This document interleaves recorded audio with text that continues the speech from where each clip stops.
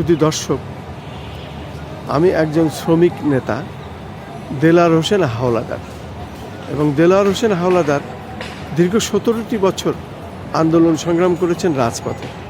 আর শ্রমিকদের নিয়ে ওনার সবসময় দেখা যায় সেই সব আন্দোলন এবং সেই সংগঠনের সাথে উনি সম্পৃক্ত। আজকেও জাতীয় প্রেস ক্লাবে শ্রমিকদের একটি সম্মেলনে উনি এসেছিলেন।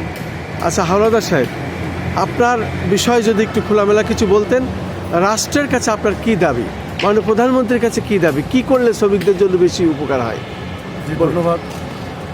আমি মোহাম্মদ দেলাওয়ার হোসেন হাওলাদার দীর্ঘ 2 যুগেরও অধিক এই শ্রমিক আন্দোলনের সাথে, শ্রমিক জাতীয়তাবাদী শ্রমিক দলের সাথে জড়িত।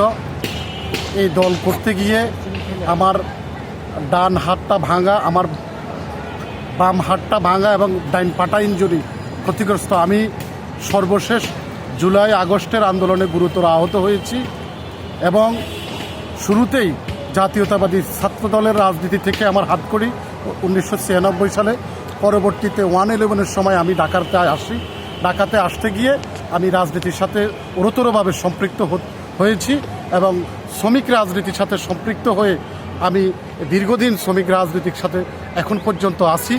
সেই হিসাবে আমি এই আন্দোলন সংগ্রাম করতে গিয়ে বিগত 17টি বছর প্রায় 40 থেকে 42টা মামলা খেয়েছি। 4 বছর আমি সাজাপ্রাপ্ত হয়েছি, জেলখানায় বহুবার গ্রেপ্তার হয়েছি। এই আন্দোলন সংগ্রাম করতে গিয়ে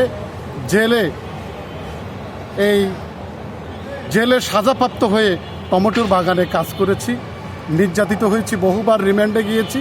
পল্টন থানা, মতিঝিল থানা, শাহবাগ থানা, লক্ষ্মীপুর জেলাসহ অসংখ্য মামলা আমাকে জর্জরিত করেছে। এই জেল খাটতে গিয়ে জেল জীবনে অনেক জুলুম নির্যাতনের শিকার হয়েছি। আজকে এই শ্রমিক আন্দোলনে, এই সম্মেলনে এসে মাননীয় প্রধানমন্ত্রীর কাছে আমার যে আকুল আবেদনটি থাকবে, আমরা যারা 17টি বছর কষ্ট করেছি, নির্যাতনের শিকার হয়েছি, এই 24 সালের আন্দোলনে বাইতুল মোকাররম থেকে আমাকে গ্রেপ্তার করা হয়েছে। সেই গ্রেপ্তারের টেনে হিস্ট্রে পল্টন থানা নিয়ে আমাকে রিমান্ডের নামে অমানসিক নির্যাতন করেছে। জেলের দুকে দুকে কেঁদেছি এবং প্রায় 10 থেকে 12 বার গ্রেপ্তার হয়েছি, আন্দোলন সংগ্রাম করেছি। মাননীয় প্রধানমন্ত্রীর কাছে আকুল আবেদন থাকবে, আমরা যারা ইনজুরি হয়েছি, জেল খেটেছি, কষ্ট করেছি, নির্যাতন হয়ে শিকার হয়েছি, আমাদেরকে যেন একটি বারের জন্য তিনি আমাদেরকে একটা মূল্যায়ন করেন। আমরা আন্দোলন সংগ্রাম করতে গিয়ে সর্বোচ্চ জমিন বিক্রি করেছি, গরু বিক্রি করেছি, গাছপালা বিক্রি করে জেল জুলুমের নির্যাতনের শিকার হয়ে আমরা আমাদের ফ্যামিলিগতভাবে আমরা অনেক সাফারার হয়েছি। তিনি যেন আমাদের এই শ্রমিক নেতাদের দিকে একটু সুদৃষ্টি দেয়, যে আমরা যারা ফ্যামিলিগতভাবে দীর্ঘদিনে 17 বছর ক্ষতিগ্রস্ত হয়েছি, আমাদের যারা স্থানীয় এমপি আছে তাদেরকে যেন বলে দেয় যে ত্যাগীদেরকে আমাদেরকে একটু মূল্যায়ন করে যেন আমরা একটু দুবেলা দুমুঠো ডাল ভাত খেয়ে যেন আমাদের সংসার বাল বাচ্চা নিয়ে আমরা ভালো থাকতে পারি। এটাই আমাদের প্রধানমন্ত্রীর কাছে আগ্রহ লাগে। শুধু দর্শক, 17টি বছর আমরা যারা দীর্ঘ আন্দোলন সংগ্রাম করেছিলাম রাজধানী ঢাকার রাজপথে, আমিও কিন্তু একজন আহত।